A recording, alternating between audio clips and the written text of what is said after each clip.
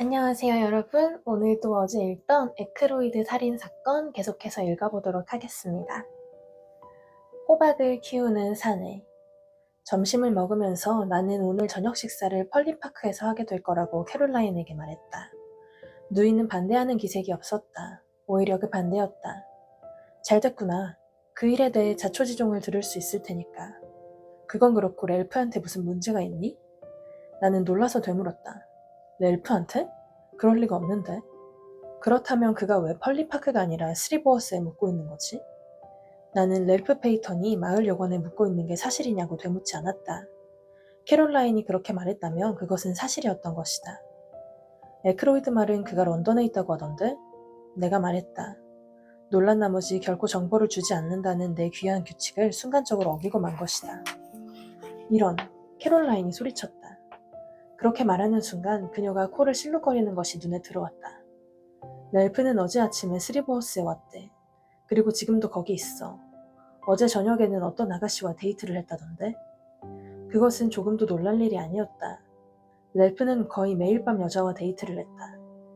하지만 그런 그가 유일을 즐길 장소로 흥겨운 대도시 대신 킹스에벗을 택했다는 것이 의아하게 여겨졌다.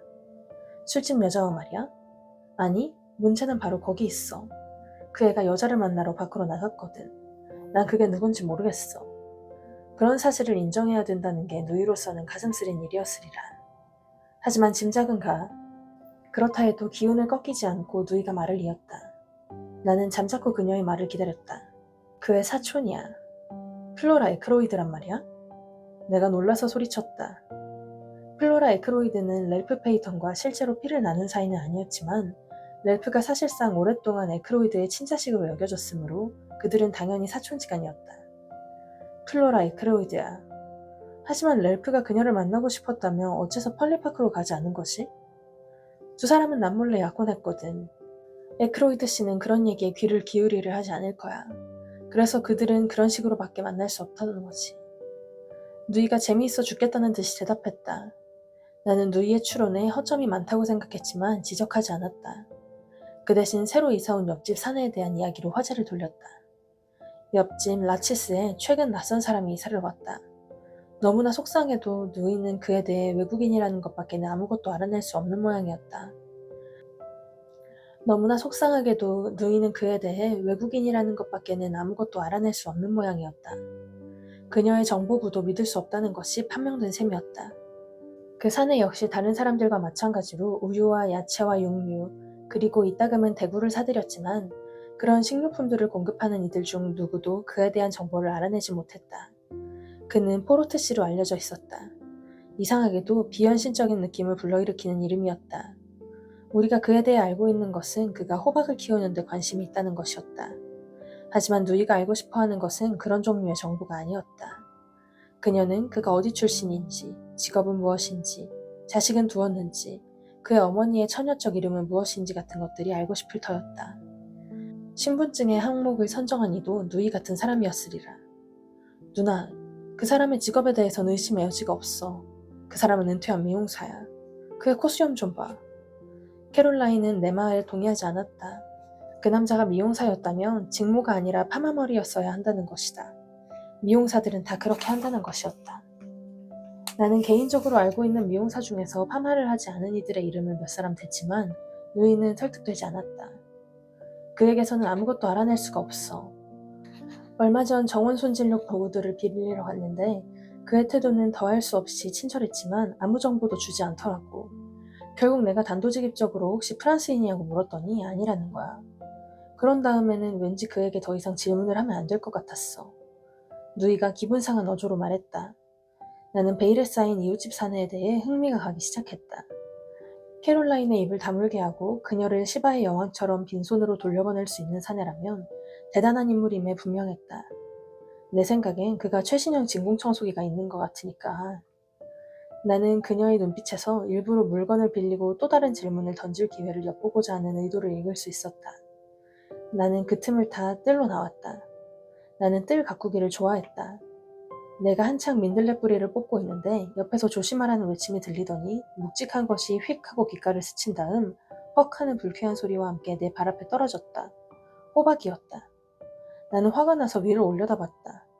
왼쪽에서 누군가 담 위로 얼굴을 내밀고 있었다.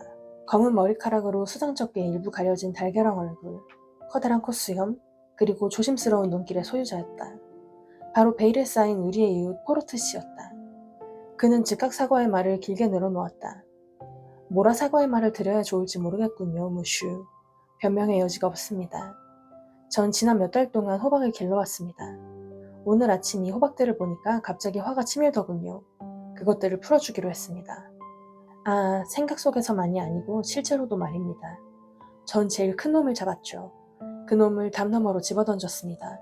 무슈, 정말 부끄럽습니다. 정말 죄송합니다. 그런 진심 어린 사과의 말을 듣자 나는 마음을 풀지 않을 수 없었다. 어쨌든 그 불쾌한 호박에 얻어맞은 것은 아니니까. 하지만 나는 벽 너머로 무거운 야채를 집어던지는 것이 새로 이사를 온 우리 이웃의 취미가 아니기를 간절히 바랐다. 그런 습관을 가진 사람을 이웃으로 참아낼 수 있을 것 같지 않았던 것이다. 그 낯선 작은 사내는 그런 내 생각을 읽은 모양이었다. 그가 소리쳤다. 아, 아닙니다. 불안해하지 마십시오. 제가 이런 버릇을 갖고 있는 건 아닙니다. 그건 그렇고 이런 걸 상상하실 수 있겠습니까, 무슈? 어떤 사내가 목표를 이루기 위해 일하고 여가와 소일거리를 갖기 위해 땀과 노력을 기울입니다. 그러다가 결국에는 자신이 기뻐하며 떠나왔던 과거의 일과 분주했던 지난날을 그리워하고 있다는 사실을 깨닫게 되는 걸 말입니다. 그럼요, 충분히 그럴 수 있죠. 저 자신이 그 예라고 할 수 있습니다. 1년 전 저는 유산을 물려받았죠. 꿈이 실현되었다고 여길 만한 액수의 돈을 말입니다. 전 언제나 여행을 하고 넓은 세상을 보고 싶었죠. 이게 그 말씀드린 대로 1년 전입니다. 그런데 전 아직 여기 이러고 있답니다. 내가 느릿하게 대답했다. 자그마한 이웃 사내는 고개를 끄덕였다. 우리는 목표를 달성하기 위해 일하지만 목표가 달성되고 나면 우리가 진짜 원한 것은 사실 매일의 노동임을 알게 되지요. 가장 흥미로운 일은 사람들 사이에서 일어나니까요. 그러니까 내가 말을 계속하라는 듯이 말했다. 그 순간 캐롤라인의 기질이 내 안에서 강하게 작용한 모양이었다. 인간성에 대한 연구 말입니다, 무슈. 그렇고 말고요. 내가 상냥하게 대답했다. 은퇴한 미용사가 틀림없었다. 미용사보다 인간성의 비밀을 더 잘 아는 사람이 어디 있겠는가? 제겐 친구가 하나 있었습니다.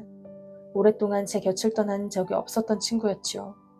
때때로 어리석은 행동으로 사람을 놀라게 하긴 했지만 내겐 정말 소중한 친구였죠. 생각해 보십시오. 지금은 그 친구의 바보 같은 행동까지 그립다니까요. 그의 순진함, 솔직한 표정, 내 재능으로 그를 놀라게 하고 즐겁게 해주며 얻은 기쁨, 이런 모든 것들이 정말이지 그렇습니다. 그 친구분이 죽었나요? 내가 안 됐다는 듯이 물었다. 아닙니다. 그는 잘 살아있고 잘 지내고 있죠. 다만 지구 반대편에 있답니다. 지금 아르헨티나에 가 있거든요. 아르헨티나에 가 있다고요? 내가 부럽다는 듯이 그의 말을 되풀이했다. 나는 언제나 남아메리카에 가보고 싶었던 것이다. 한숨을 내쉬고 고개를 들어보니 딱하다는 듯이 나를 지켜보고 있는 포르트 씨와 눈길이 마주쳤다. 그는 이해심이 많은 사람 같았다. 그가 물었다. 언젠가는 거기 가실 거죠? 나는 한숨을 내쉬며 고개를 저었다. 갈 수 있었습니다. 1년 전에 말입니다. 하지만 전 그때 어리석었죠. 어리석었다는 말로는 부족하죠. 탐욕스러웠죠. 그림자를 잡으려다 알맹이를 놓쳤답니다. 알 것 같군요. 그 돈을 위험한 데 투자하신 모양이죠. 나는 서글프게 고개를 끄덕였다. 하지만 그런 기분과는 반대로 은근히 흥겨워지는 것을 느꼈다. 그 우스꽝스러운 작은 사내는 놀랄 정도로 성의 있게 관심을 보이고 있었다. 투자하신 데가 포큐파인 유전 아닌가요? 그가 불쑥 물었다. 나는 그를 빤히 쳐다보았다. 사실은 거기에 투자할까 생각했죠. 하지만 마지막 순간에 오스트레일리아 서부의 한 금광으로 마음을 바꿨답니다. 이웃집 사내는 나로서는 가늠할 길 없는 기묘한 표정으로 한참 나를 바라보더니 이윽고 말했다. 이건 운명이군요. 뭐가 말입니까? 내가 조바심을 치면서 물었다. 포큐파인 유전 그리고 오스트레일리아 서부의 금광까지 투자 대상으로 진지하게 고려했던 분이 옆집에 제가 살게 되다니 말입니다. 혹시 젓갈색 머리를 좋아하십니까? 나는 어이가 없어서 입을 벌린 채 물끄러미 그를 응시했다.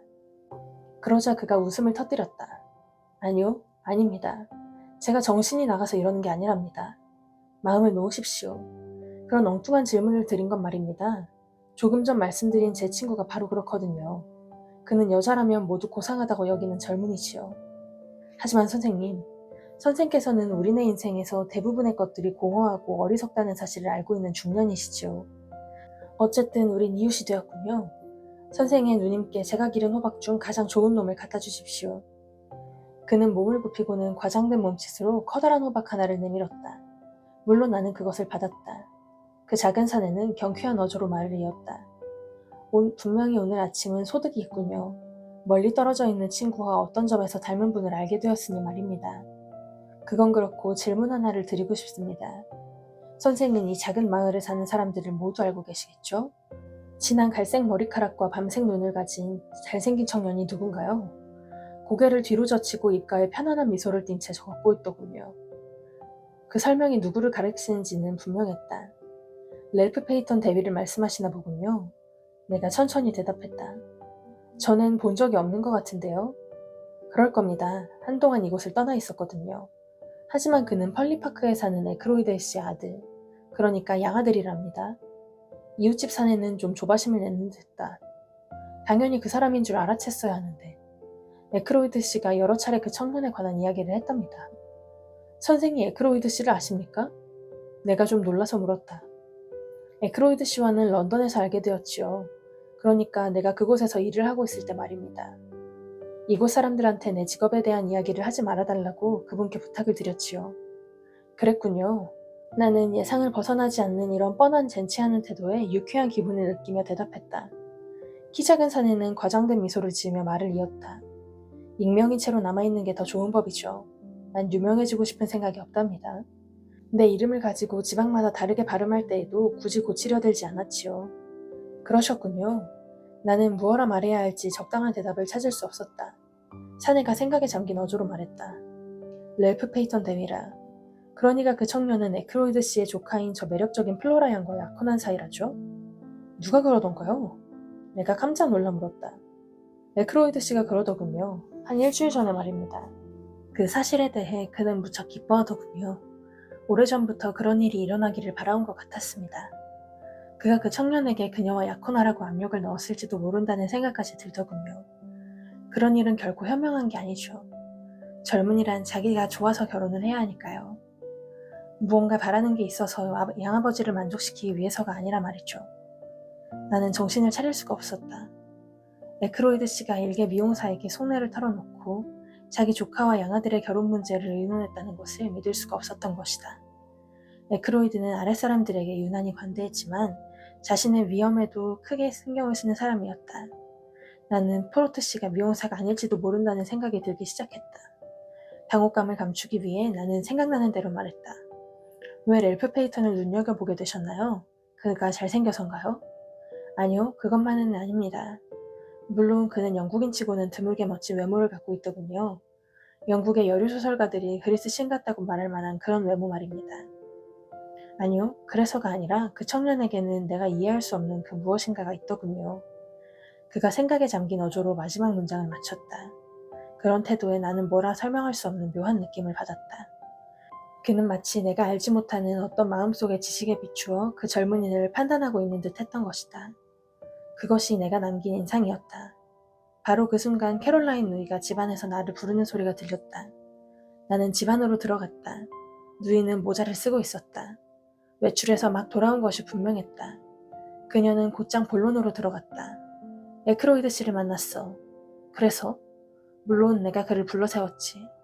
그런데 몹시 급한 일이라도 있는 것처럼 얼른 자리를 뜨려고 애쓰더라고.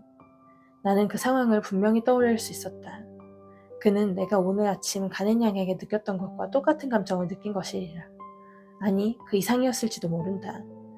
캐롤라인은 떨쳐버리기 어려운 사람이니까. 거두절미하고 렐프에 대해 물어봤지. 분명히 깜짝 놀란 것 같았어. 그 애가 이곳에 와 있다는 사실을 몰랐던 거야. 실제로 그 사람 말이 내가 잘못 본 게 분명하다고 하던걸?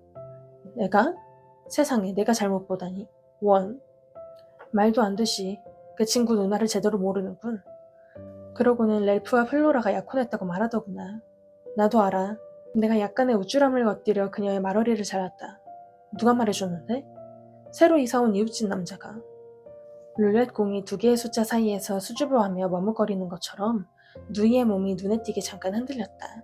이윽고 그녀는 이웃집 남자에 관한 것으로 화제를 돌리고 싶은 유혹을 이겨낸 모양이었다. 또 새로운 인물이 등장했네요. 어떤 국면이 펼쳐질지 다 같이 다음 시간에 만나보도록 해요. 그럼 안녕!